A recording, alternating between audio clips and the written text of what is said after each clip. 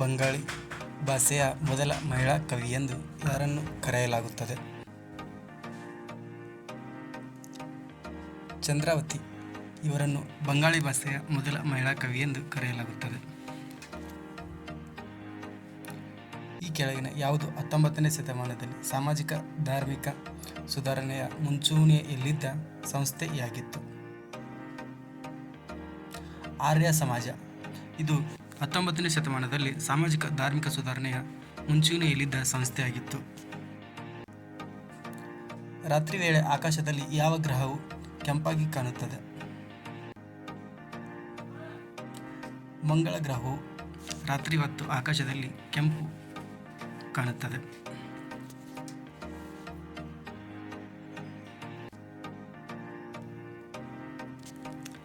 ಕೆಳಗಿನ ಯಾವ ಕಾಲುವೆ ಪಶ್ಚಿಮ ಬಂಗಾಳದಲ್ಲಿದೆ?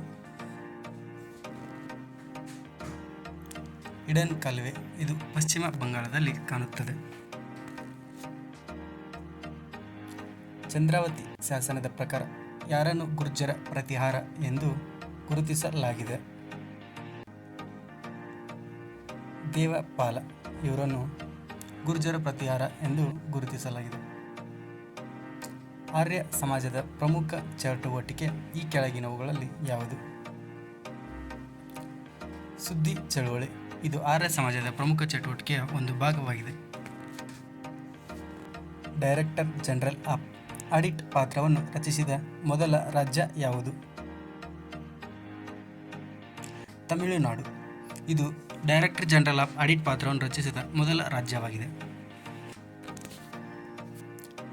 ಆತ್ಮರಾಯ್ ಪಾಂಡುರಂಗ್ ರವರು ಪ್ರಾರ್ಥನಾ ಸಮಾಜವನ್ನು ಎಲ್ಲಿ ಸ್ಥಾಪಿಸಿದರು?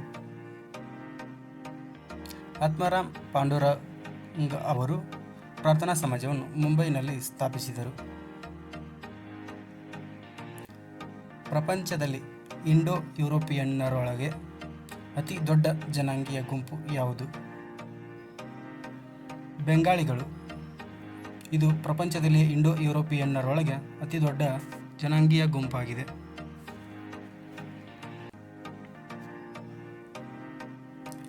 ಪ್ರಾರ್ಥನಾ ಸಮಾಜವನ್ನು ಜನಪ್ರಿಯಗೊಳಿಸಿದವರು ಮತ್ತು ಹೆಣ್ಣು ಮಕ್ಕಳ ಶಿಕ್ಷಣಕ್ಕಾಗಿ ಪ್ರೌಢಶಾಲೆಯನ್ನು ತೆರೆದವರು ಯಾರು? ಎಂ.ಜಿ. ರಾನಡೆ ಇವರು ಪ್ರಾರ್ಥನಾ ಸಮಾಜವನ್ನು ಜನಪ್ರಿಯಗೊಳಿಸಿದರು ಮತ್ತು ಹೆಣ್ಣು ಮಕ್ಕಳ ಶಿಕ್ಷಣಕ್ಕಾಗಿ ಪ್ರೌಢಶಾಲೆಯನ್ನು ತೆರೆದರು. ಇತ್ತೀಚೆಗೆ ಸುದ್ದಿಗಳಲ್ಲಿ ಕಂಡುಬರುವ ರಾಜ್ಯ ಸುಂಕಗಳ ರಿಯಾಯಿತಿ ಯೋಜನೆಯು ಯಾವ ವಲಯವನ್ನು ಬೆಂಬಲಿಸಲು ಪ್ರಾರಂಭಿಸಲಾಗಿದೆ? ಜವಳಿ ವಲಯವನ್ನು ಬೆಂಬಲಿಸಲು ಪ್ರಾರಂಭಗೊಳಿಸಲಾಗಿದೆ. ಸ್ವಾತಂತ್ರ್ಯ ಪ್ರತಿಯೊಬ್ಬ ಮನುಷ್ಯನ ಪ್ರಥಮ ಅವಶ್ಯಕತೆ. ಸ್ವಾತಂತ್ರ್ಯವಿಲ್ಲದಿದ್ದರೆ ವಿಚಾರಗಳನ್ನು ಅಭಿವ್ಯಕ್ತಗೊಳಿಸಲು ಸಾಧ್ಯವಿಲ್ಲ ಎಂದು ಪ್ರತಿಪಾದಿಸಿದವರು ಯಾರು? ಜ್ಯೋತಿಬಾ ಫುಲೆ ಇವರು ಸ್ವಾತಂತ್ರ್ಯ ಪ್ರತಿಯೊಬ್ಬ ಮನುಷ್ಯನ ಅವಶ್ಯಕತೆ, ಸ್ವಾತಂತ್ರ್ಯವಿಲ್ಲದೆ ವಿಚಾರಗಳನ್ನು ಅಭಿವ್ಯಕ್ತಗೊಳಿಸಲು ಸಾಧ್ಯವಿಲ್ಲ ಎಂದು ಪ್ರತಿಪಾದಿಸಿದರು. ಶಶಾಂಕನ ಕಾಲದಲ್ಲಿ ಯಾವ ಚೀನಿ ಸನ್ಯಾಸಿ ಭಾರತಕ್ಕೆ ಪ್ರಯಾಣಿಸಿದರು?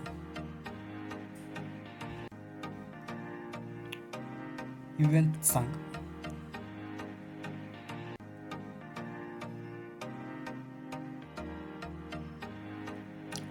ಭಾರತೀಯರಿಗೆ ಭಾರತ ಎಂಬ ಘೋಷಣೆಯನ್ನು ನೀಡಿದವರು ಯಾರು? ಸ್ವಾಮಿ ವಿವೇಕಾನಂದರು ಭಾರತೀಯರಿಗೆ ಭಾರತ ಎಂಬ ಘೋಷಣೆಯನ್ನು ನೀಡಿದರು.